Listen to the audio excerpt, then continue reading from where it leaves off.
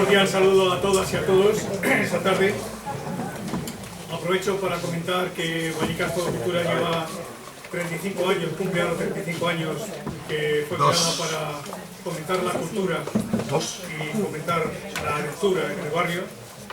En estos 35 años lo hemos reforzado con programas de animación a la lectura, con Vallecas Lectora, con Vallecas Calle del Libro, con experiencias prácticas de animación a la lectura, con recuperación de la memoria histórica del barrio y con otras actividades que nos han vinculado siempre con institutos, colegios, asociaciones y entidades de Vallecas, de Puente y de Villa de Vallecas. Siempre lo digo porque para nosotros Vallecas es un continuo de los dos distritos.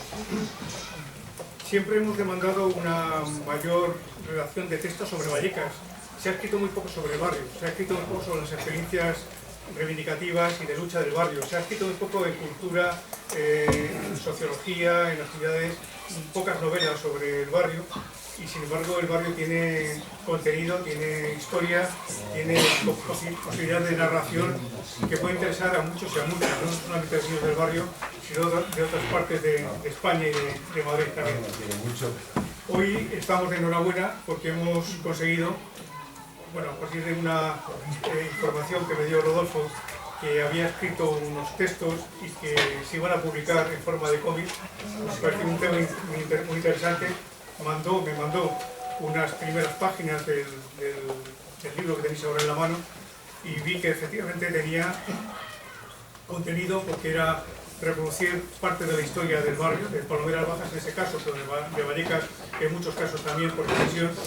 Que el dibujo era un dibujo claro, que era un dibujo que era entendible por todo el mundo, que era un guión que era fácilmente asimilable y asumible, como bueno, lo podéis comprobar. Realmente a mí ha habido historias que me han recordado, primero me han recordado amigos, a Gabrielón por ejemplo, que es una de las historias, o me ha recordado también el episodio del capítulo 2, que veréis, el Bader, que no se llama así, que nos ha traído la luz, creo que se llama. Que efectivamente es un texto gracioso y realmente realista, o sea que es una cosa que cuando se lee parece mentira, pero recupera un poco la picaresca y también las formas de vida y también las necesidades que había en ese momento, que había que cubrirlas de la manera que fuera.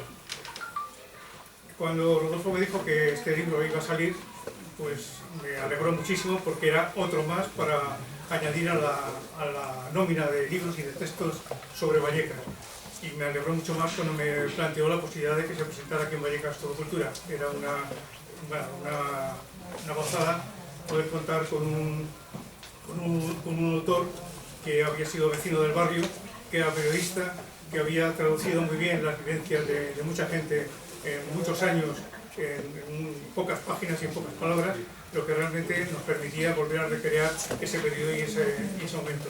Me alegró que nos invitara, que nos dijera que si podía venir a presentar el libro, y más también cuando nos dijo que Ismael querría cantar alguna canción para redondear y para mejorar. Bueno, me estoy refiriendo siempre a Rodolfo, pero también tendría que hablar de Román López Cavera, que es el dibujante, que yo creo que ha sabido traducir muy bien todas las lecturas, todas las enseñanzas, todos los mensajes que ha querido dar Rodolfo, ¿no? Yo creo que se entienden perfectamente, se leen perfectamente y ha reconstruido muy bien la vida y las andanzas de los vallecanos de esa época. Agradezco la presencia de mucha gente conocida en el barrio. Ahora creo que Paquita Sofía también va a intervenir, creo que también va a intervenir Juan Barranco. Creo que bueno, sois personas que habéis hecho Vallecas y que habéis estado muchísimos años en el barrio y como decir un poco el futuro y el pasado, el presente y el futuro del barrio, porque así lo queremos también.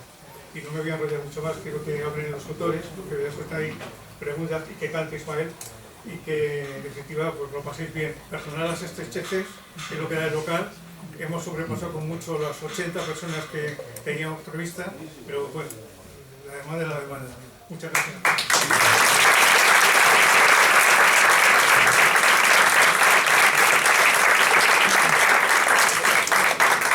Bueno, yo agradecer a Vallecas Fotocultura por recibirnos, por permitirnos presentar aquí este libro. Yo aclarar que no solamente vengo en calidad de hijo, sino que también vengo en calidad de editor, porque la editorial hace tiempo en un arrebato me dio por montar una editorial de libros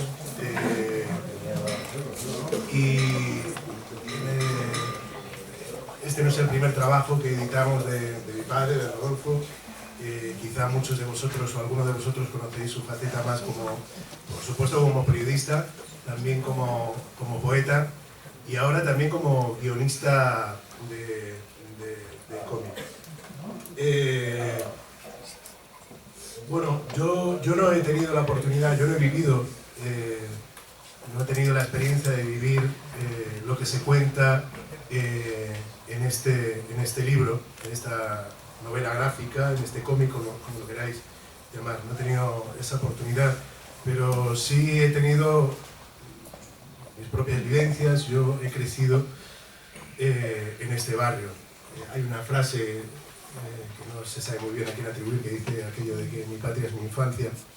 De alguna manera mi infancia está, de alguna manera no, mi infancia está vinculada a este barrio. Yo me he criado aquí hasta los 15 años y siento ese vínculo que llevas a todas partes. Hay una serie que se llama The Wire, que a mí me gusta mucho. Hay un momento que dice, no se puede ir del gueto, pero el gueto no se va de uno. Pues con el barrio pasa lo mismo, no se puede ir de Vallecas, pero Vallecas no se va de uno, porque de alguna manera también condiciona tu forma de entender el mundo, de mirar al mundo, de relacionarse con los demás. Eso es lo que me ha pasado a mí en mi experiencia. O sea, yo soy lo que soy fundamentalmente porque me he criado en este barrio. Eso ha determinado mi sensibilidad, incluso como autor de canciones, mi forma de relacionarme con la gente y con el mundo. Yo he vivido un Vallecas sin haber vivido el origen, esto que se cuenta aquí. Sí he vivido un Vallecas donde el ambiente vecinal era familiar, donde los problemas de tus vecinos eran también tus problemas, donde se vivían con las puertas abiertas permanentemente y la cotidianidad era un ejercicio constante de solidaridad con respecto a las necesidades de tus vecinos. O sea que de alguna forma el editar este libro es el reconocimiento de una deuda que tenemos toda la familia, que tenemos mis hermanos y yo, porque le debemos mucho, por así decirlo. Y yo creo que todos los que viven en este barrio, o ni siquiera, no ya los que lo han vivido desde su nacimiento, los que han pasado por este barrio, los que han pasado, aunque sea tangencialmente, de alguna manera, sin duda alguna, porque me consta, les deja una huella.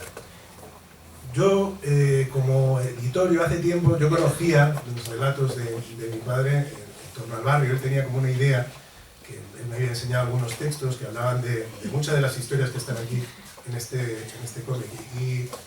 Y un día nos llegó a casa, Román tuvo el detalle de mandarnos un libro que se llama Memorias de una guitarra. Aquí, mi secretario lo muestra al público, donde se cuenta la historia de un trovador, de un cantautor, que de alguna manera no es solamente la historia de un cantautor que empieza su carrera en los 60 o por ahí, sino que es la historia, a través de la historia de un trovador, digamos, cuenta la historia de lo que es la transición, una parte de la historia política de este país. A mí yo me sentí sumamente identificado porque de alguna manera hablaba de mis referentes también, ¿no? de Paco Ibáñez, de Pablo Guerrero, de Luis Pastor, de todos esos cantautores que hicieron la crónica social y sentimental de un tiempo y que determinaron mi forma también de entender la música, de entender la canción. Había muchas cosas que me vinculaban con esa historia. Yo me sentía, bueno, aparte de que salgo, por supuesto, también en el que salgo solo como secundario, un personaje secundario, porque estoy como espectador en un momento crucial. No voy a hacer spoiler al respecto, pero estoy ahí, yo entre el público sentado, cosa que me llenó de orgullo, porque dije, mira, estoy ahí, soy una parte ahí también de la familia cantautoril, por así decirlo, porque me han dibujado ahí, yo sin pedirlo ni nada, por estas cosas. Y bueno, cuando recibimos este, yo enseguida conecté las historias de mi padre con las historias que contaba Román, porque de alguna manera algo que también tiene que ver con el barrio y que tiene que ver con una cultura familiar en mi caso, pero que yo creo que conecta con el barrio, es esto de la memoria, el ser militante, en esto de la memoria, no como un ejercicio de nostalgia, sino como una herramienta que te permite construir una identidad propia, restaurar una identidad propia incluso, aun cuando un relato propio. Yo soy un tipo muy obsesionado con los relatos en mi vida, en mi carrera. Yo creo que una canción es un relato, creo que un concierto es un relato, creo que la vida consiste en buscar un relato propio, ¿no? Creo que generacionalmente también nos definimos por esa búsqueda de un relato propio. Y creo que la memoria es una herramienta indispensable para construir un relato, no solamente de lo que hemos sido, sino de lo que queremos ser, una herramienta de futuro, por así decirlo. Y creo que eso les une tanto a Rodolfo como a Román, esa inquietud por esa militancia en la memoria, ¿no? El cultivar la memoria en su obra literaria y artística. Mi padre lo ha hecho en su trabajo periodístico, en sus ensayos, también lo hay mucho en su poesía.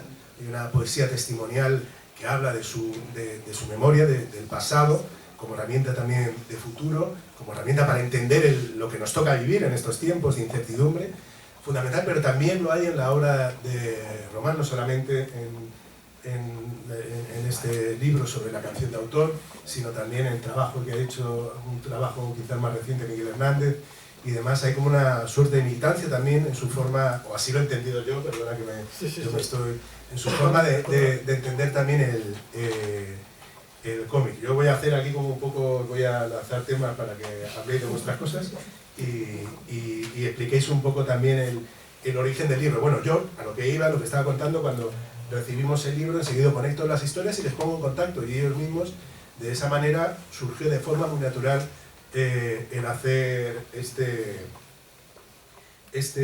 cómic, esta obra. Entonces, os quería preguntar sobre eso, si estáis de acuerdo en que de alguna manera quizá una de las cosas que unen vuestras obras, una de las formas en las que conectasteis, porque a ti también, papá, te gustó mucho Memorias de una guitarra, y de alguna manera conectaste también con ese relato, porque formaba parte también del relato de tu vida, por así decirlo, ¿no? Sí, a mí cuando me llegó a las manos Memoria de una guitarra, me pareció que era una manera preciosa de contar una época muy negra y muy dura, como fue toda la dictadura, ¿no? Y Román supo recoger a través del testimonio de un cantautor, que es un poco síntesis de varios cantautores, de Pablo Ibáñez, de Pablo Guerrero, recogió esa sociedad oscura, esa sociedad maldita de la dictadura, ¿no? Y cómo los cantautores consiguen hacerse oír en momentos tan difíciles. Y me pareció muy bonito, y entonces cuando Ismael le cuenta a Román que yo tengo algunas historias y me pongo en contacto con él, pues me pareció que era un libro que yo siempre quería publicar, la historia de Vallecas, de Palomeras Bajas, y que lo tenía escrito hace tiempo y que nunca encontraba el momento de acabar. Y de pronto me llega Román, me dice, oye, que he hablado con tu padre, y me dice que tienes una historia por ahí que contar.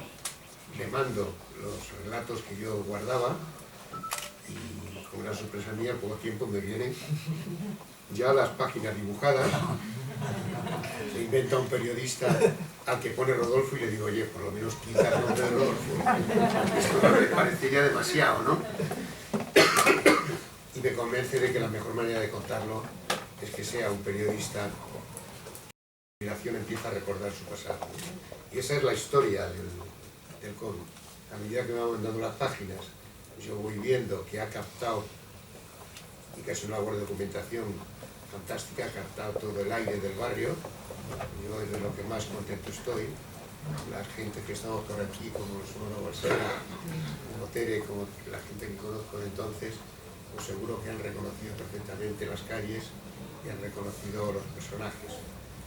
Hay una serie de personajes que yo cito con nombres reales, como son Pepe el Bruto, tan querido por todos nosotros, que ya murió, como Gabrielón, también tan querido, que murió también, como los hermanos Basera, como Enrique. No hemos muerto, estamos aquí. Están de cuerpo presente. Gracias por invitarnos. Por el mérito que eso tiene en estos días. Seguir aquí. Pero me parecía necesario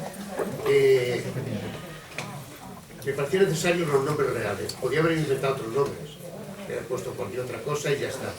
Pero me parecía necesario que la gente supiera que la gente que yo aquí, a las que hago un homenaje, que a las que creo que son verdaderos luchadores, tuvieran su propio nombre y tuvieran su propia imagen. No se parecen físicamente, porque los más no los conocía. Pero es curioso que cuando le manda el primer dibujo de Pepe el Bruto, le manda a un chaval con el flequillo que tenía Pepe Moreno y un cigarro en los labios. Digo, ¿y este tío de dónde se ha sacado esto? Porque Pepe era así. Os acordaréis que Pepe el Bruto era una persona que siempre iba con un cigarro o en los labios o en la oreja. Ha sido el único que yo he visto con un cigarrillo en la oreja sin quemarse. Bueno, digo que me parecía importante que los nombres fueran reales. La historia que aquí cuento es real, pero no es una historia sucesiva. Todo lo que aquí se cuenta ocurrió. Evidentemente responde a memoria mía, que puede estar equivocada en algún caso, y a memoria de gente que nos contó esa misma historia. Cuando hicimos la película de Palmeras Hoy, grabamos a muchísima gente del barrio y muchos de sus recuerdos están aquí. Muchos de los recuerdos de cómo se hicieron las chabolas, cómo se puso la luz, está recogido de esos grandes recuerdos que nos dejaron compañeros y compañeras que ya no están, pero que era necesario recogerlos y contarlos. Y que cuente algo Román. Sí, antes de que hable Román, sí, eso lo quería haber dicho, pero se me ha pasado al principio de la presentación. Aclarar que efectivamente, y aclararlo porque lo aclara Rodolfo, lo aclara en el prólogo, no pretende ser un relato histórico, es decir, la experiencia de Vallecas es la experiencia de cada uno, cada cual tiene sus vivencias y cada cual la ha vivido con su propia épica, con su propia poesía, con sus luces y con sus sombras, y la experiencia de Vallecas es una experiencia colectiva. Más que quizá que ninguna otra, es la experiencia de un barrio que se crea fundamentalmente porque convergen aquí en la periferia de la ciudad gente de muy diferentes orígenes, pero que quizá con la misma ambición, que es el de tener un futuro mejor, sobre todo para sus hijos, para ellos y para sus hijos, y cada cual puede tener una experiencia. Habrá muchos que se reconozcan y habrá otros que digan, falta aquello, no, se podía haber contado, y evidentemente el barrio, y sobre todo el nacimiento de un barrio como este, no da para para un serial entero, da para una serie en Netflix, que lo deberían tener en cuenta. Mierda de serie No la prevías, no la no veía la forma de meter ese tema. Creo que cada cual, la experiencia es, dicho lo cual, sí, una de las cosas también, Román, que a mí me llama la atención es eso, todo el trabajo de documentación que has debido hacer. Bueno, primero, ¿qué te atrae de la historia de mi padre? Y luego todo el trabajo que has hecho de documentación, ¿no? Para conectar con el paisaje, con el aire, con el ambiente, ¿no? Bueno, ¿qué me atrae? Evidentemente, como no podía ser de otra forma, el segundo capítulo, el del váter. O sea, cuando leí ese capítulo dije, yo tengo que hacer esto. Fue el que me convenció del todo de meterme en esto, ¿no? No, a ver, yo vengo un poco de en plan intruso, porque yo no soy de aquí, yo no he vivido ni siquiera el Vallecas moderno, yo vivo muy lejos de aquí, pero bueno, yo he hecho todo lo que he podido para intentar hacer justicia a este tipo de estas anécdotas que aquí se cuentan. No hemos dispuesto tampoco de muchísima documentación, porque no había pues, al final siempre acababas en las mismas fotos de siempre, pero bueno, se ha hecho lo que buenamente se ha podido con la mejor intención. En realidad, la técnica no es muy diferente de lo que hice con Memoria de una guitarra, coger un personaje ficticio para poder sobre él amalgamar historias de todo el barrio, que bueno, básicamente lo que había hecho Rodolfo lo unimos todo así, y básicamente es la forma que hemos tenido de poder contar, como decía, cosas que le han pasado a él y cosas que le han pasado a gente que conoce y demás. Dentro el resultado no sé cómo habrá sido. Yo estoy muy nervioso aquí hoy y no es por estar presentando aquí con Rodolfo o con Ismael. Para mí la verdadera prueba de fuego es estar delante de vosotros y de vosotras y presentar esta obra aquí, porque, como digo, yo he hecho lo mejor que he podido, y de verdad espero que la gente que habéis vivido allí en esa época, que habéis vivido estas anécdotas en estas chabolas, de verdad los veáis reflejados, ¿no? Y, no sé hasta qué punto se habrá conseguido, pero ha sido toda la intención. No, yo creo que está conseguido. Hay una tradición también yo creo que hay algo de crónica periodística también en el trabajo de mi padre, que conecta también con el cómic, con el trabajo de Román. A mí me gusta mucho, yo no sé si conoces tú el trabajo de Joe Sacco, de algunos autores, algunos dibujantes que hacen crónica también periodística de alguna manera. Y también conecta esto, hay un referente, antes cuando en la puerta he visto el cartel de Carlos Pérez y me he acordado mucho de Barrio, porque de alguna manera esto también conecta con eso. De hecho, yo os quería comentar, yo creo que el relato de Vallecas, el relato del nacimiento del barrio, es el relato también de una época. Es decir, no solamente, bueno, esta es un homenaje también a la gente del barrio, pero yo creo que mucha gente de alguna manera va a reconocer ese, ¿cómo decirlo?, ese desarrollo, esas ilusiones en un contexto histórico en el que había una apertura, bueno, aún no, en este momento no había demasiada apertura política, pero sí había como una cierta, un cierto sentimiento de que algo estaba pasando, sobre todo entre la gente joven y demás. O sea, quiero decir que yo creo que conectan con el relato, no solamente va a conectar quienes la han protagonizado y quienes se sienten cerca de la identidad del barrio, sino también mucha gente que de alguna manera conecta con el relato de a lo que iba era una suerte de ascensor social que existió de alguna manera a partir de ese tiempo, sobre todo en tiempos de democracia, en los posteriores cómics que haremos, pero que de alguna manera eso es, a veces uno tiene la sensación de que ese ascensor social Pues Netflix se ha detenido. Entonces nada, no, quería hablaros de la vigencia un poco de los valores de este cómic.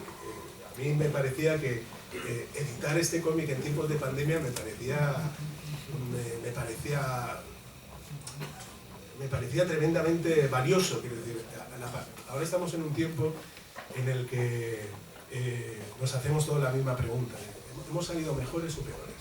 ¿No? Y hay como una tendencia pesimista a pensar que hemos salido peores. Que la pandemia, lo que va a resultar de todo esto va a ser un absoluto desastre. Yo creo que hay una intención política en esto en esta suerte de pesimismo en la que nos quieren sumir. Yo creo que pensar que podemos salir mejores, por así decir,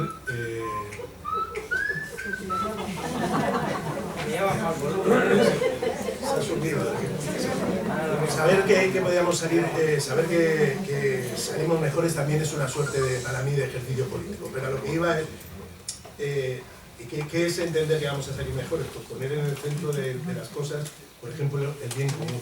Una de las cosas que ha traído la pandemia, por ejemplo, es como mucha gente ha descubierto que teníamos vecinos, que es algo que no sabían.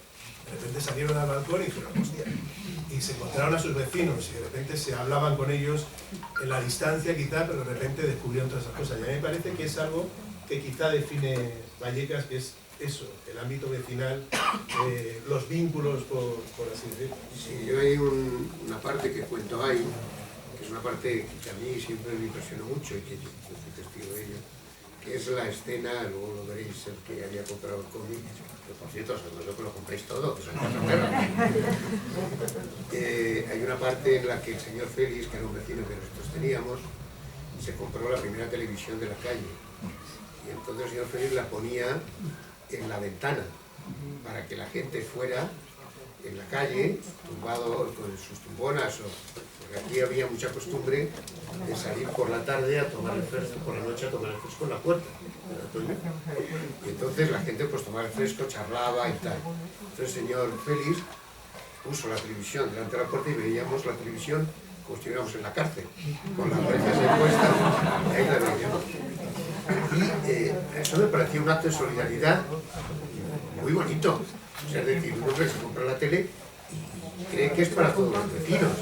Me acuerdo de una película en la que una mujer se compró la tele y cobraba por para entrar a ver la televisión. El señor Félix lo puso gratis a Amores en la ventana. Me hizo ilusión hacer esa escena porque eso me lo había contado mi madre. Yo soy de un pueblo muy pequeño, se llama Jatenilla, de Alicante, y bueno, es un pueblo muy pequeño, se conoce todo el mundo. Y me contaba precisamente eso, desde que yo era crío me contaba ese tipo de anécdotas, cómo veían todos, cuando empezaron a entrar las primeras televisiones, cómo se arremolinaba la gente alrededor de las ventanas para verlo desde fuera. Y la verdad que me hizo ilusión hacer esa escena por eso, porque... Sí, además, en esa escena, relacionado con lo que tú dices, de la gente alrededor de eso, demuestra primero una solidaridad entre los vecinos y una vecindad que yo creo que es una de las cosas peores que se han ido perdiendo. Los vecinos se conocían y se ayudaban unos a otros. Mi hijo mayor, que se llama Daniel, estuvo viviendo en la calle Los González hasta que tenía 3 o 4 años. Muchas veces hemos hablado, mi mujer y yo, nosotros abríamos la puerta, el niño salía a la calle, no pasaban coches, pero el niño era feliz en la calle y teníamos todos los vecinos pendientes del niño. O sea, quiero decir que no tenías que preocuparte porque había un sentimiento de propiedad de todos los vecinos, de protección sobre ese niño. Y luego otra cosa, en esa misma escena, cuando pone en Tierra Baja, que es un dramón terrible de señoritos y de campesinos, pues hay un momento en el que uno de los campesinos saca una navaja y quiere matar a la señorita. Y recuerdo que el señor Félix se levantó y empezó a gritar: ¡cabrón, hijo de puta, mátalo, mátalo! A ver qué dices ahora. Y a mí me pareció, nadie se rió, todo el mundo lo escuchamos, porque en el fondo lo que el señor Félix estaba haciendo era maldiciendo el señoritismo y el caciquismo que le había hecho abandonar su pueblo de Andalucía para venir a buscarse la vida a Madrid. Y yo creo que ese sentimiento era muy compartido por la gente. La gente, cada uno venía de donde viniera, pero había muchos núcleos ya montados, porque había vecinos que decían escribían al pueblo y decían: oye, vente, que hay trabajo en tal obra. Y la gente se venía, y venía a la misma chabola donde estaban. O sea, esa solidaridad a mí es lo que más me guardo y más me ha emocionado del barrio.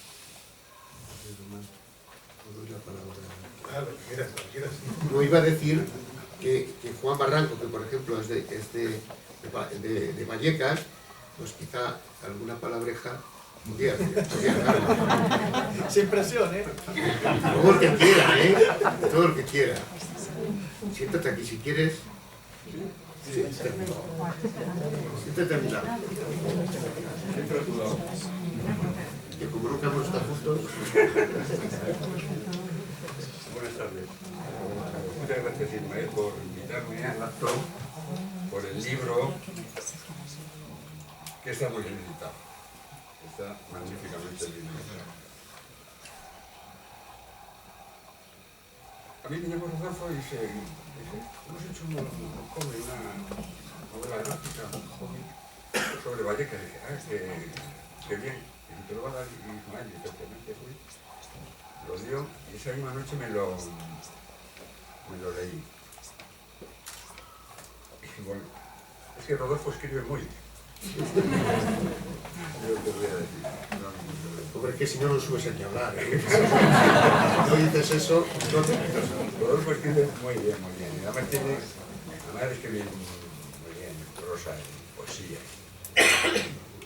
Un técnico con un libro de poesía. Es que escribe con una sensibilidad intelectual y una sensibilidad humana que muy poca gente tiene. Muy poca gente tiene. Entonces yo por eso cuando empecé a leer el libro, que además está dibujado, Román no tiene que estar nervioso, tiene que estar orgulloso, creo que es un trabajo magnífico.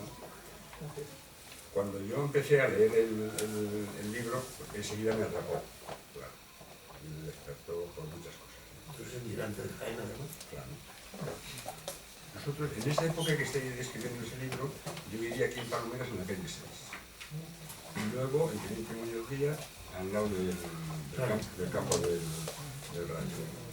Todos los paisanos, mis padres y tal, los domingos, porque en casa de mis padres se veía el campo del rancho de la terraza, los domingos iban todos los paisanos allí a ver.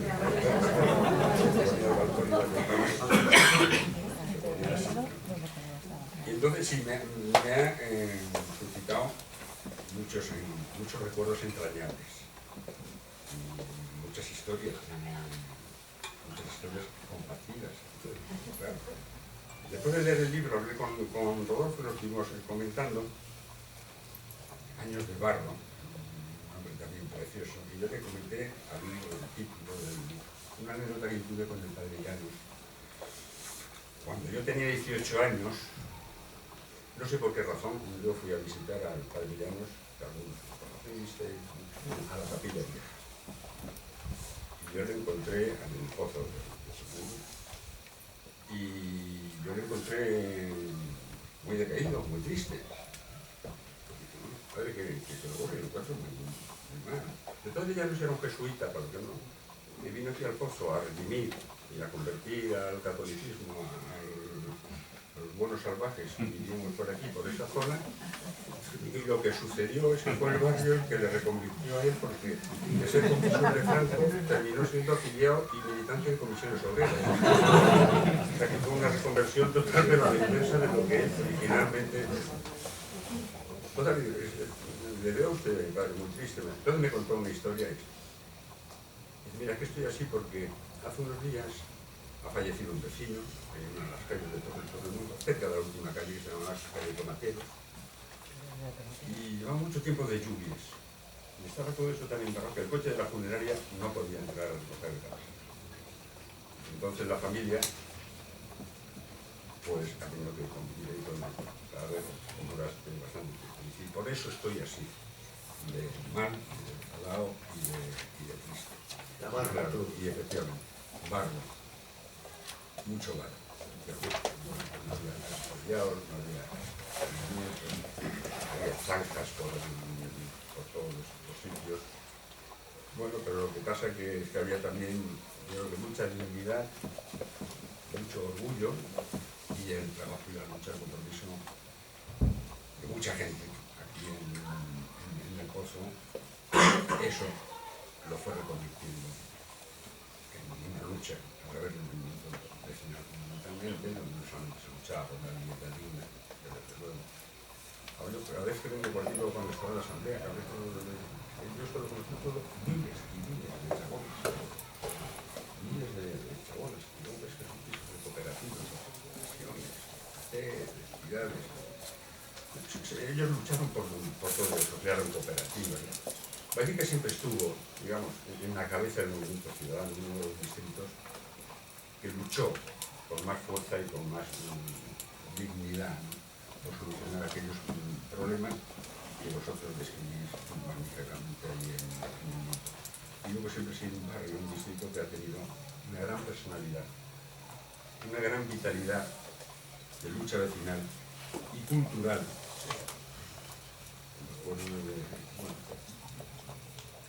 Una señora mayor me dijo, esto de la chabola, que no se puede, me decía, hijo, cuánta fatiga, ¿no?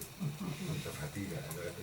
Me acuerdo de Hijos del Agobio, entonces constituyó Vientos del Pueblo, leve, música. Ha sido un barrio que ha tenido una gran personalidad, una gran capacidad de lucha y que además no ha perdido sus raíces. Gente aquí sabe de dónde venimos, cuáles son nuestros orígenes y cuáles son nuestras raíces. Y ha luchado mucho, con una gran dignidad y con un gran orgullo. Y yo estoy convencido que en los siguientes libros que vais a producir, estoy seguro de ello, iremos viendo también esa lucha de superación, del sacrificio y historias compartidas en épocas muy duras y muy difíciles. Yo le hacía la sugerencia a Rodolfo, esto hay que distribuirlo, esto lo tienen que ver los niños. Sí, porque los viejos olvidamos. Yo por lo menos me dijo, tienes que, por lo visto que tenía que hablar, que a mí se me había olvidado, me lo hice esta mañana, digo, borrarlo, me lo hice, a los viejos se nos olvidan las cosas. Entonces hay que recordarlas. Y los jóvenes no las conocen. Y yo creo que es bueno que las conozcan, porque eso va a formar parte, como es muy bien explicado Ismael antes de su acervo vital y cultural. Así que enhorabuena y espero que no sea el próximo.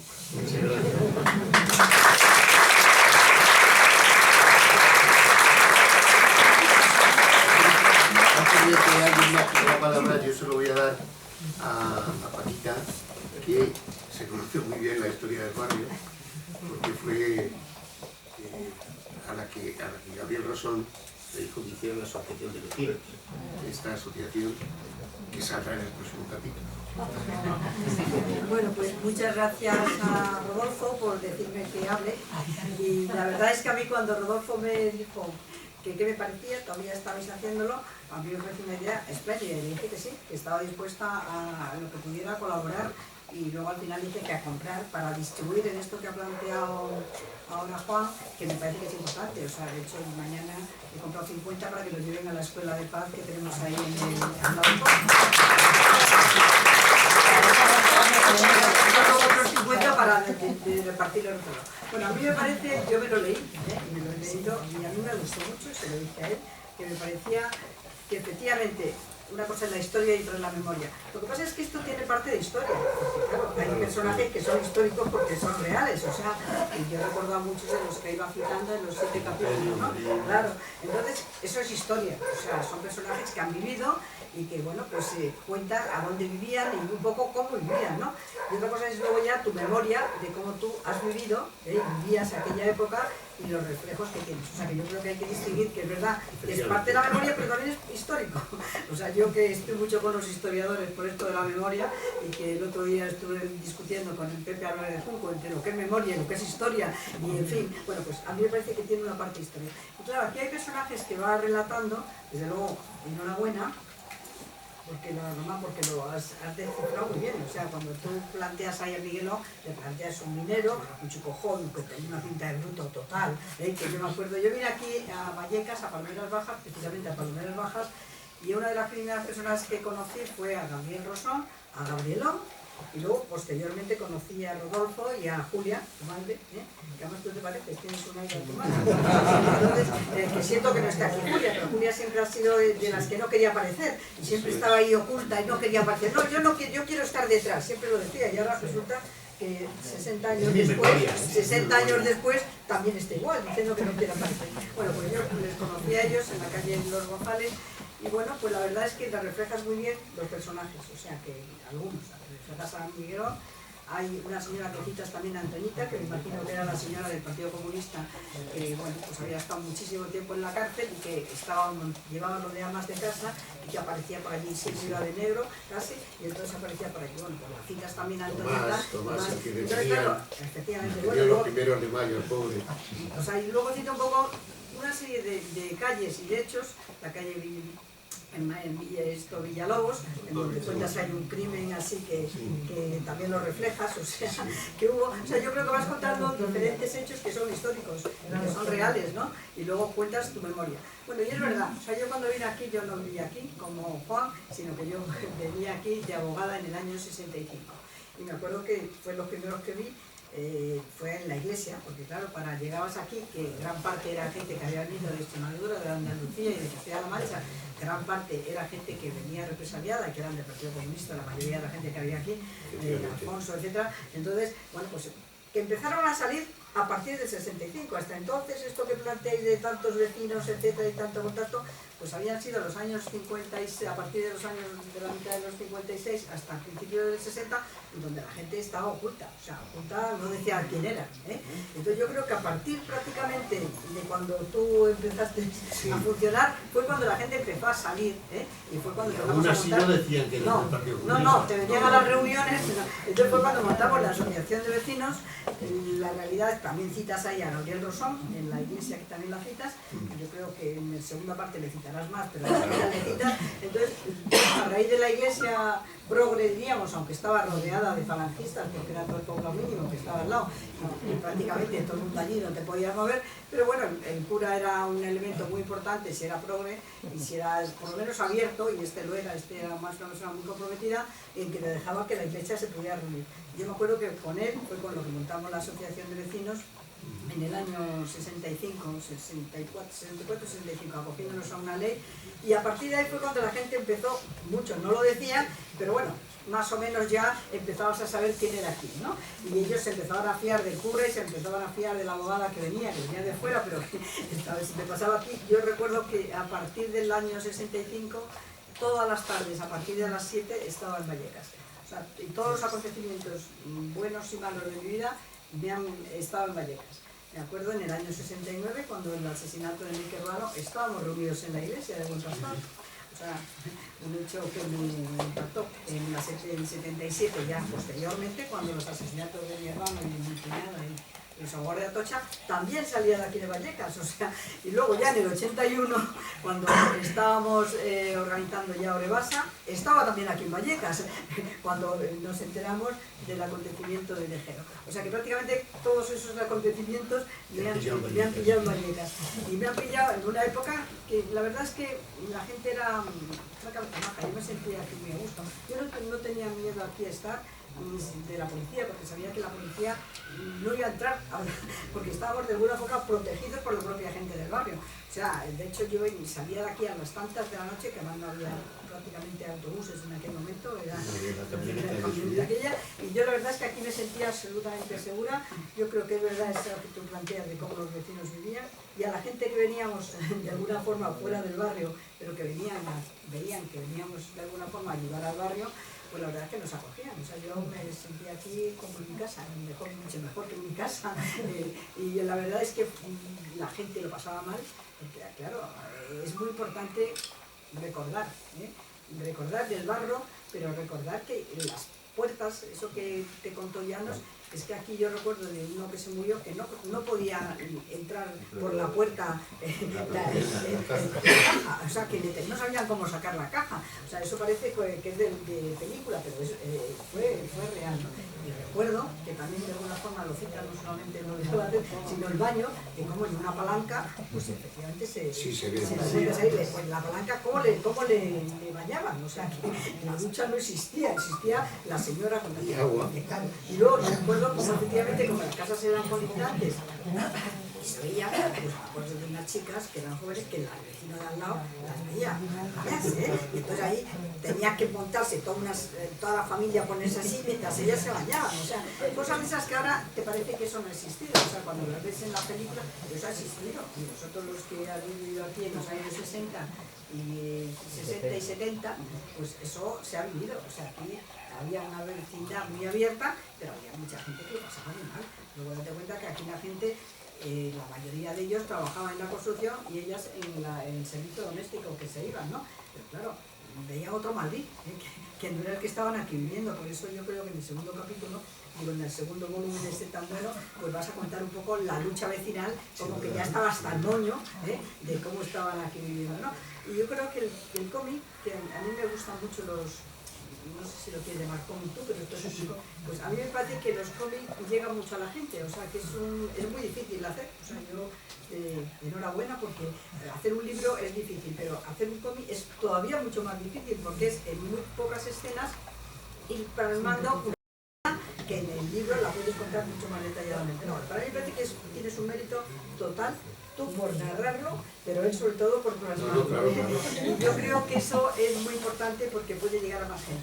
O sea, en el fondo es una forma más que un libro que la gente al final no se lo lee, pero esto se ve, pero se ve, y si te paras en cada uno de los capítulos vas pensando cómo era aquello, ¿no? Y por eso a mí me parece que yo me apunté a la idea de que esto hay que difundirlo y que hay que difundirlo, como muy bien ha dicho Juan, entre la gente joven. Y bueno, enhorabuena al autor, enhorabuena al que ha sido capaz de plasmarlo en el cómic, y bueno, y a mí enhorabuena también por el hijo que tienes. Obviamente, no, es muy importante tener un hijo que sea capaz de reconocer la historia de sus padres. No todo el mundo es así. Yo creo que en este momento estamos pasando una situación difícil en que quizá la culpa la hemos tenido nosotros porque no hemos sido capaces de educar y explicar cómo vivía la gente, cómo era la dictadura, cómo la policía, que también lo cuentas ahí, cómo entraba en la iglesia. Y al principio estaba el cura, pero luego ya el cura no valía para nada, ¿eh? O sea, bueno, todo eso que tu hijo sea capaz de reconocerlo, pues a mí me parece que también enhorabuena por ella. Y enhorabuena al hijo por el padre.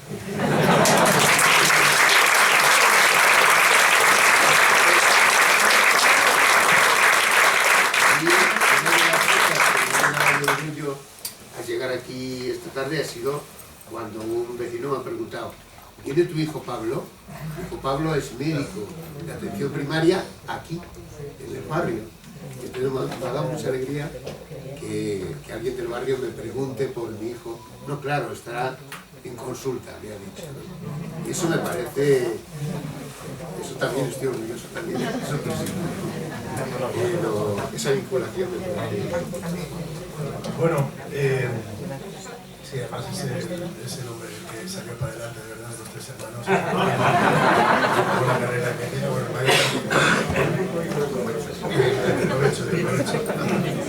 yo, con respecto a lo del barrio, a lo de hablabas de, se llama Los años del barrio, de Juan hablabais del barro, hablabas tú hoy en una entrevista, decías, hablabas de llegar al trabajo con el pantalón manchado de barro. Eso lo cuenta también Pérez Andújar en Paseos, en un libro que se llama Paseos con mi madre, que hablaba de como una seña de identidad. Él habla de una periferia, de otra periferia que es la de Barcelona. Y curiosamente hablaba de lo mismo, lo que era cruzar, y yo eso lo he llegado a conocer, que es algo que ha desaparecido casi en Madrid, que es el descampado. ¿Sabes? Atravesar un descampado, que ya esas cosas no existen, por aquel entonces había que atravesar unos cuantos para llegar a la parada del autobús, o sea que era una seña de identidad, o llegar con el barro en los zapatos y en tal al trabajo, y era también una cuestión de orgullo. También, yo también creo que es muy importante, una de las cosas por las que editamos esto, es verdad que también dejar testimonio para los más jóvenes que desconocen una parte de nuestra historia, no ya solamente la historia del barrio, sino una parte de nuestra historia, sobre todo en el caso de Vallecas, donde hay incluso un relato a veces distorsionado. Yo a veces cuando oigo a según qué personas hablar del barrio, bueno, hablábamos antes de la serie esta, Entre Vías, ¿no? Que es un insulto, ¿no? Para un barrio que no se corresponde con esa realidad, pero incluso también muchas veces nos hemos visto entrevistas de algunos personajes que hablaban de ese Vallecas llenas de delincuentes y prostitutas y demás, no diremos quién y demás. Vallecas es eso. No se corresponde con la realidad, y es verdad que mucha gente igual que no conoce el barrio, que no conoce la historia, desconoce realmente cuál es el carácter del barrio, que también, tal y como dice Juan, yo creo que más allá del hecho de la periferia, de la historia, que puede tener un paralelismo con otros barrios, yo creo que Vallecas sí hay un hecho diferencial que tiene que ver con toda esa vida cultural de la que hablaba Juan, que tiene que ver, pues yo la primera vez que toqué en Vallecas, con Juanjo, que está por aquí, que teníamos un grupo que se llama Delitos y Faltas, tocamos en un local que había en Sierra Carbonera, donde vivíamos nosotros, que era un antiguo local del PC que se había convertido en una asociación cultural, una asociación, y ahí fue donde dimos nuestro primer concierto. Y yo vivo en un colegio donde estaba el Gallo Vaticano y demás. Es un barrio con batalla naval, o sea, aquí es Puerto de Mar, está Paco aquí, tiene una televisión local con una vida intensa que también de alguna manera ha tejido la red de convivencia que es este barrio, ¿no? Las fiestas populares, que son fiestas no oficiales, por así decirlo. Entonces, a mí me parece importante, no ya solamente porque retrata un barrio con un hecho diferencial e importante, sino también porque retrata una parte de la historia que mucha gente joven no conoce. Hay una gente muy joven que vive con una gran desafección la política. Y este libro, aun cuando no habla, no se mete aún porque no es el tiempo del asociacionismo vecinal y demás, habla de política. Porque habla de un barrio que se forma en un momento en el que el Estado está ausente, no existe. O sea, no existe porque no existen paradas de autobús, ¿no? Y los vecinos se movilizan, y eso sí aparece aquí, porque hay unas inundaciones terribles, porque el barrio está absolutamente abandonado. Y eso es política, o sea, es cómo la política puede cambiar la vida cotidiana y de forma real y efectiva. Y eso la gente, sobre todo la gente joven, ya no lo percibe. No percibe que la comunidad, los vínculos, el hecho de participar en política puede cambiar tu vida. Y participar en política no es solamente votar cada cierto tiempo, es esto también, es el asociacionismo vecinal, pero es también hacer un fanzine, es también tener un garito donde se hacen conciertos y demás, es tener ese tejido que de alguna manera está desapareciendo en las grandes ciudades porque el modelo social, el modelo político, el modelo económico así lo exige, ¿no? Que vivamos cada vez más en una sociedad atomizada, por así decirlo. Está aquí, por aquí también mi tío, que me pareció a mi tío Ricardo, que está por aquí, me acuerdo, me recomendó hace mucho tiempo un libro que se llama La corrosión del carácter, que hablaba de cómo el modelo neoliberal en el que vivimos corroe de alguna manera también, merma nuestro carácter, nuestras ilusiones, y eso tiene que ver también fundamentalmente con esa sensación de soledad con la que vivimos nuestro día a día. La precariedad lo que hace es aislarnos, organizar la sociedad, y este barrio es un elemento, es un ejemplo de resistencia ante esa atomización. Y a día de hoy creo que aún lo sigue siendo. O sea, aún sigue existiendo ese tejido a pesar de los pesares, ¿no?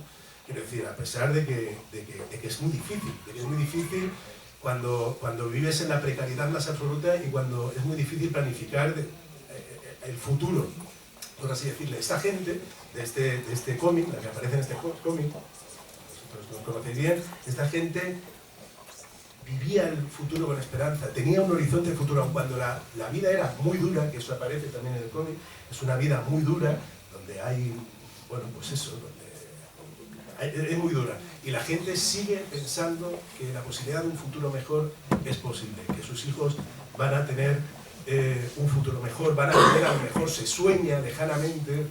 Mis padres fueron quizá, la generación de mis padres tuvieron por fin acceso a la universidad, algo que yo creo que debería ser impensable para mis abuelos, ¿no? Hay una parte que es mi abuelo de verdad, que es...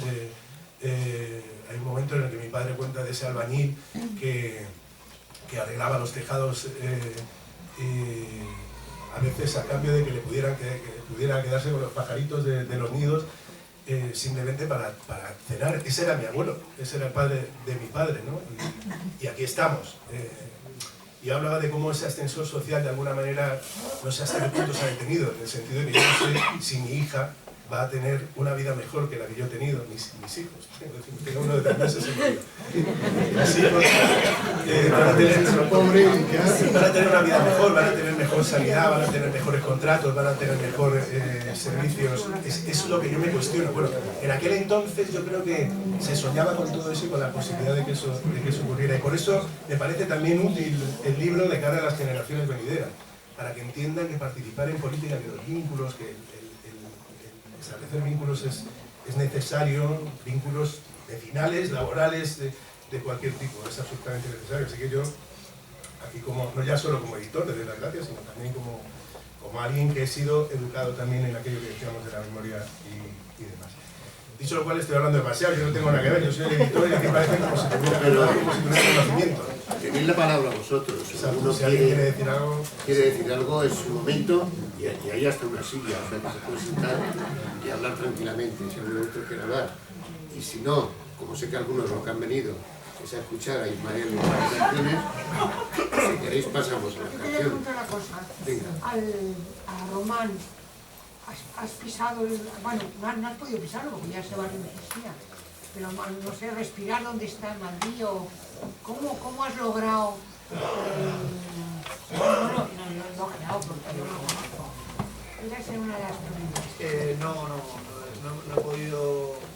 El año pasado vine a firmar a la Feria del Libro y estuve a punto de acercarme a Palomeras. Digo, sé que no se va a parecer en nada, todavía estaba haciendo el cómic, pero al final, por el tiempo, estos viajes son de ir y venir y con el tiempo muy justo, al final no pude ni siquiera acercarme.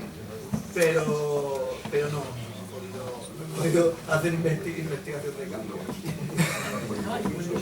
Pero no quedaba nada. Claro, de hecho algunos de los casos de las localizaciones y demás me he tenido que fiar de lo que yo te contaba, sí. No, me ha mandado bocetos de planos, mira, la iglesia, esto era así, el bajo de la iglesia, esto era así, columnas, no sé qué. Y bueno, guiándome por las cosas que Rodolfo me iba diciendo cuando no encontrábamos ninguna referencia gráfica que nos pudiera servir, claro. Porque esa es otra que no yo te expliqué lo que eran los patios, que tú no tenías ni idea. Había mucho de eso Me decía, pero un patio ¿cómo era? Sí. Claro, y cuando le mandé una foto que encontré de un patio, me dijo, esto no es un patio, es un pasillo. ¿Recordáis? Eran pasillos y a los lados estaban las viviendas. Había mucho de eso de necesitar que me explicara varias veces porque me costaba hacerme la idea. Ese es uno de esos casos. Por más que me decían, no, más estrecho. Yo lo hacía ancho porque era capaz de concebir que eso fuera tan estrecho y la gente se metiera ahí y hiciera vida ahí, ¿no? Y con algún que otro caso más que no recuerdo, pero sí que recuerdo que de tener que volverme a explicar con las chabolas. Al principio cuando yo leía el texto, no son chabolas, yo pensaba en chabolas hechas con trozos de madera, con trozos de chapa, era mi concepción de chabola en ese momento. Fue otra de las cosas que tuvimos que me tuvo que ir explicando, ¿no? Mira, era casas bajas y demás. Yo hay una cosa que quiero que quede claro, seguramente faltarán muchos nombres y que seguramente pues, aparecerán en el siguiente volumen si se hace, pero que quede claro la voluntad de Rodolfo de no dejarse a nadie.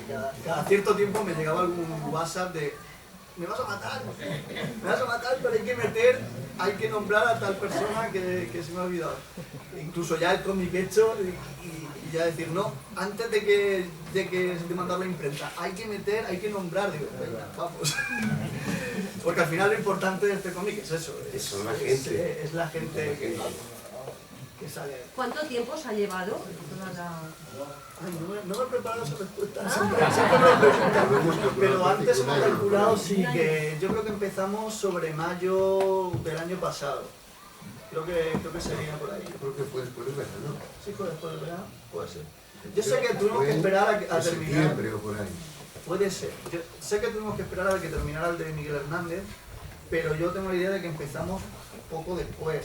Lo que puede ser que tardamos en arrancar. A lo mejor los primeros meses fueron. Los primeros dibujos me llegaron. Los primeros dibujos sí que fue haciendo los primeros bocetos, a lo mejor, pero ya el empezar ya sería más adelante.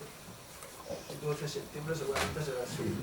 El trabajo físico es importante, quiero decir, es de dibujar, y la verdad es que lo ha resuelto muy bien, porque a mí me he contado antes la anécdota de Pepe, ¿no? Pero hay otras que ha habido calles que yo las veía y yo decía, pero esta es la calle de los González.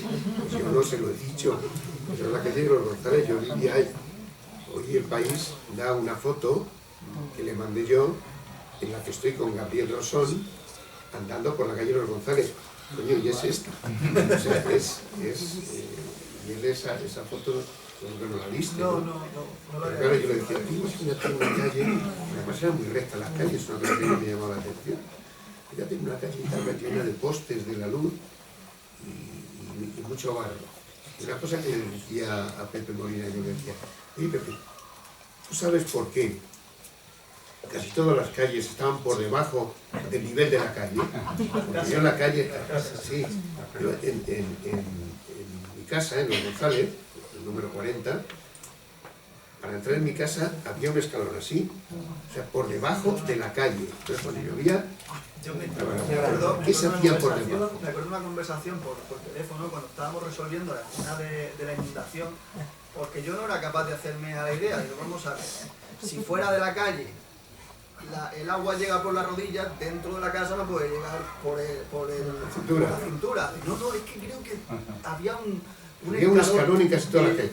Yo lo atribuyo a que las calles iban subiendo de altura con los escombros y las cosas, porque si no es imposible. Pero si os acordáis, había siempre que bajar. Tú cuando quitas hasta mi casa y sabías que había que bajar un escalón. No tener cimentación, las casas no tenía cimentación. Las casas se hacían mucho más bajo de la calle para coger un poco resalte y tal, y por eso. Y así estaba todas las casas. Claro, que no tenían cimientos. Hay que tener en cuenta que no tenían cimientos y que hay tanta humedad. Me acuerdo que en mi casa surgía la humedad a través de los baldosines. En invierno surgía la humedad. Yo quería hacer hincapié en algo que se ha comentado, que es el tema de la dignidad. Yo llegué aquí, vamos, en los años 70, yo no vivía en Vallecas, y fue una sorpresa y muchas de las cosas que ha dicho Paquita antes en cuanto a lo que supuso Vallecas, pero sobre todo quería recalcar el papel de las mujeres, porque a mí me sorprendía la dignidad con la que se vivía, la limpieza de las casas, sí. Lo bien que olía a guiso, o sea, que se mantenía una calidad de vida, o sea, habría pobreza o falta de leyes, las casas, pero en absoluto marginalidad, como se ha dicho, o sea, esa idea para nada, o sea, se mantenía una calidad de vida y ese era un trabajo. Y, bueno, yo siempre me acordaré de tu suegra, de tu abuela, sí. Las tortillas de patata aquellas maravillosas que hacía, con 6 hijos, no sé cuántos que tenía, y cuando íbamos los amigos a tu casa nos llevaban la tortilla por la noche, o sea, la elegancia de aquella mujer, ¿no? Y el esfuerzo de mantener esa calidad de vida dentro de los pocos medios que se tenía, ¿no? Yo creo que lo que tú dices, en mi suegra y en muchos vecinos, esa elegancia y esa dignidad, es decir, podías estar viviendo entre la humedad y podía olerte la ropa a humedad. Yo me preguntaba el otro día qué recuerdo te viene y yo decía, ¿el olor a humedad? Porque la ropa olía a humedad. Es verdad. Bueno, sin embargo la gente tenía una dignidad. Yo no he visto ya sus cosas, pero yo no he visto gente abandonada en el barrio. No había gente abandonada, la gente vestía bien, la gente se movía con... Bueno, yo sí recuerdo que tengo. No sé si es que me parece maravilloso todo ahora. Hace mucho es que hay un libro de relatos, hay un relato, uno de ellos, en el que yo creo lo que es la vida en el barrio. Y a mí se me ocurrió decir, en mi idealización romántica de lo que era la vida en el barrio, hablaba de los niños que corrían con pies descalzos. A lo cual mi madre me montó un pollo de la hostia. No, para los niños descalzos. Pero no, yo no le creaba, yo qué sé, yo me lo imaginaba como idílico, ¿sabes? No, pero los niños descalzos nunca, los niños iban todos con sus zapatos, que me estoy diciendo. Y ahora lo digo, pues nos voy a intentar corregir en la siguiente edición, porque me echó una bronca terrible mi madre, porque más o menos yo era fiel a lo que se cuenta aquí, pero en un arrebato de romanticismo me imaginé al niño corriendo feliz, como libre, ¿sabes? Como un esta libertad, y mi madre sabe que nada, pero ¿cómo descalzo? Los niños no iban a ir nunca, ¿por qué? Oye, pero, Román, en esa vuelta que te tienes que dar por el barrio de Palomeras, todavía hay una casa que está en el Alto San Diego, cerca de la plaza, y está rodeada de edificios nuevos y está ahí como resistiendo sola, porque igual hasta puede dar fuego para esa resistencia. Pero dice, esta casa está habitada y tal, no sé si sigue viva, pero no, todavía no se puede tirar. Es la única que queda en todo ese pueblo. O sea que ahí tienes todavía un recuerdo, un vínculo al pasado. Yo únicamente que desde el archivo de Vallecas tenemos unas 5.000 fotos de toda esa época del barrio, con lo cual podréis documentar en los próximos ejemplares. Hay libros, hay folletos, hay carteles y de todo. O sea que eso muchas gracias. Podéis tener abierto. Muchísimas gracias. Bueno, pues... de Casas Bajas, en Villa de Vallecas queda todavía, perdona. En Villa de Vallecas sí que quedan casas bajas de las que yo pienso. Y yo sé que son de alto. Porque aquel dice que son... Que solo decía que Casas Bajas, como te han invitado a ver las Casas Bajas, quedan en Villa de Vallecas.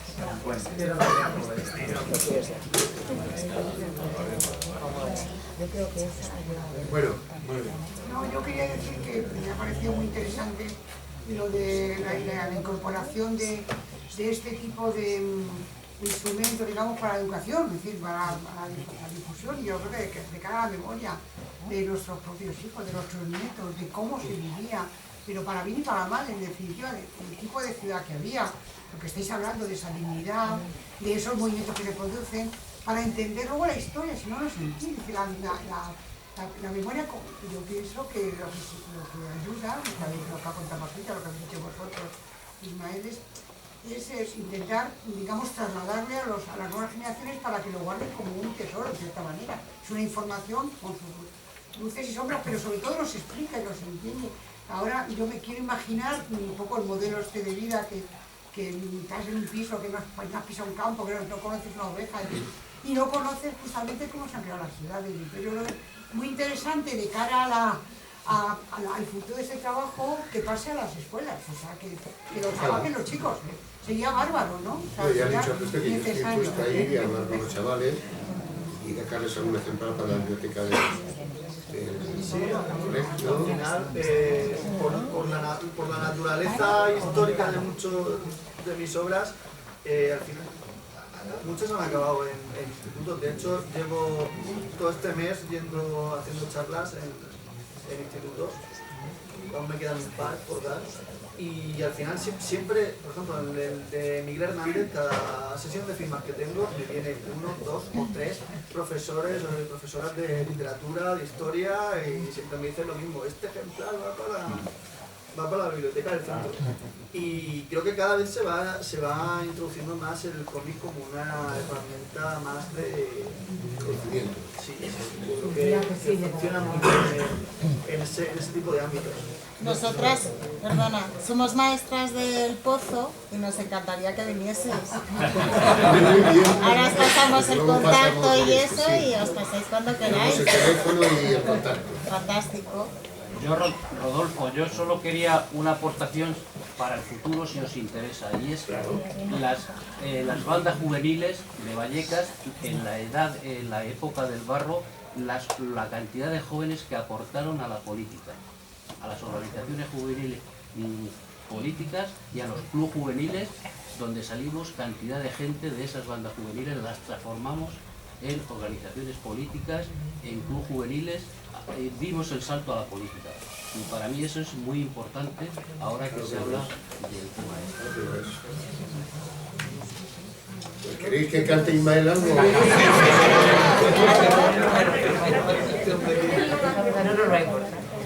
Venga, 2 preguntas.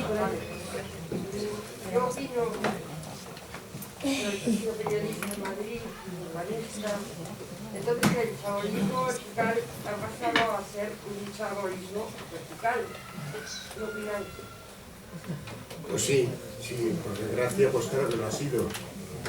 Yo creo que el gran boom de la construcción, que es el que hace que traiga mucha mano de obra a Madrid, pues da también lugar a un chabolismo vertical, que son las casas, los pisos con mal material,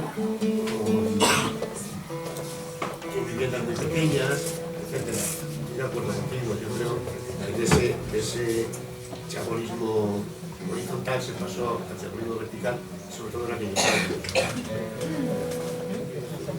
No, yo solo me ha hecho pensar lo que habéis dicho, y pertenezco a la generación Entre Puentes. Me da rabia pensar que el concepto de barrio no existe. Yo no tengo hijos, pero si tuviera un hijo no le dejaría jugar en la calle ahora.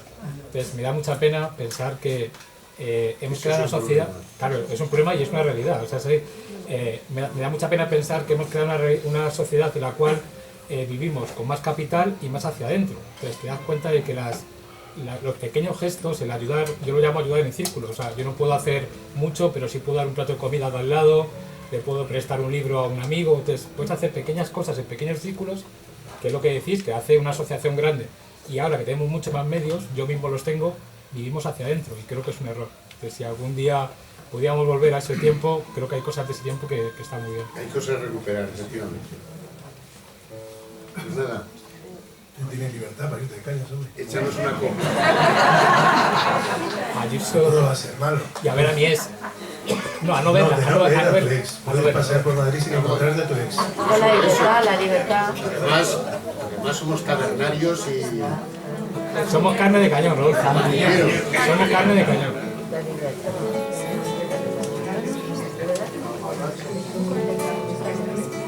Bueno.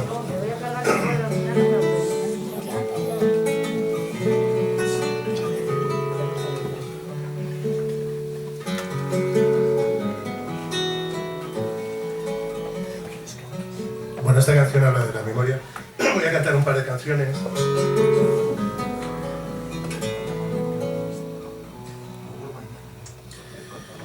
Fuimos los amos del mundo, la dulce manzana que Eva mordió. Fuimos el cuerpo desnudo, insomne y perdido, inmune al reloj. Fuimos el breve relámpago, la duda que ofende la sucia verdad. Fuimos la llaga y el bálsamo, la gran borrachera, la risa inmortal. Y ahora ya ves, buscando el camino de vuelta hacia ti. Y ahora aprender que el tiempo perdido enseña a vivir. Yo fui el eterno cliente del bar sin ventanas que el sol clausuró. Yo fui el idiota que miente cuando le preguntan si ya te olvidó. Fuimos memoria en la calle, alzando la voz, conteniendo el llanto. Fuimos el grito y el hambre del niño del barrio, con el puño en alto. Y ahora ya ves, buscando el camino de vuelta hacia ti. Y ahora aprender que el tiempo perdido enseña a vivir. Porque fuimos, seremos, a pesar del cansancio. Gritaré para que al fin me encuentres en mitad del naufragio. Porque fuimos, seremos, a pesar de los años. Buscaré en la noche la estela que tu estrella ha dejado.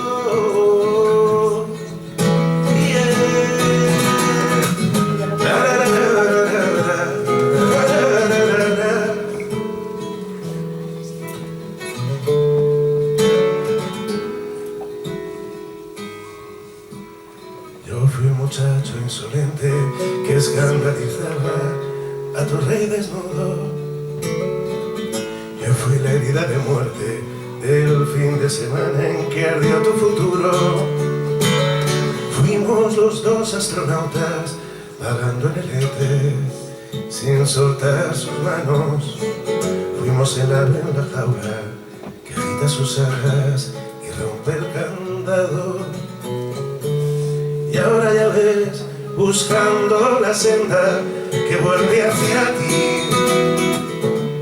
Y ahora aprender que quedan 1000 puertas aún por abrir. Porque fuimos, seremos, a pesar del cansancio. Gritaré para que al fin me encuentres en mitad del naufragio. Porque fuimos, seremos, a pesar de los años. Buscaré en la noche la estela que tu estrella ha dejado. Porque fuimos, seremos, a pesar del cansancio. Seguiré alumbrando mis sueños con la luz de tus labios.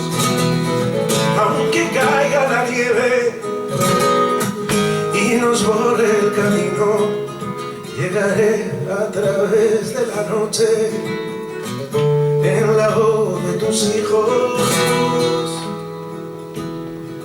Fuimos los amos del mundo, la dulce manzana que Eva mordió.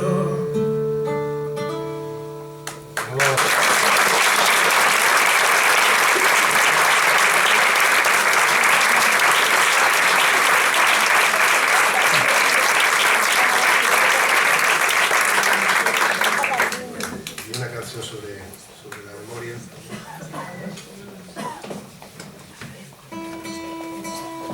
Y bueno, daros a todos las gracias por habernos acompañado esta tarde. Y nada, que espero que nos volvamos a encontrar pronto. Recomienden este libro a sus familiares y amigos.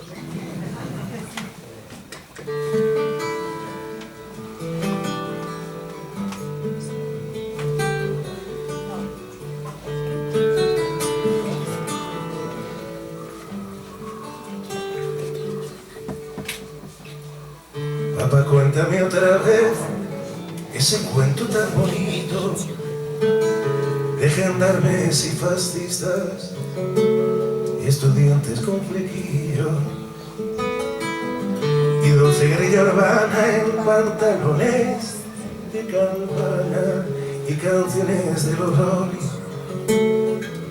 y niñas en minifalda. Papá, cuéntame otra vez todo lo divertisteis, estropeando la vejez a oxidados dictadores, y como cantaste al vento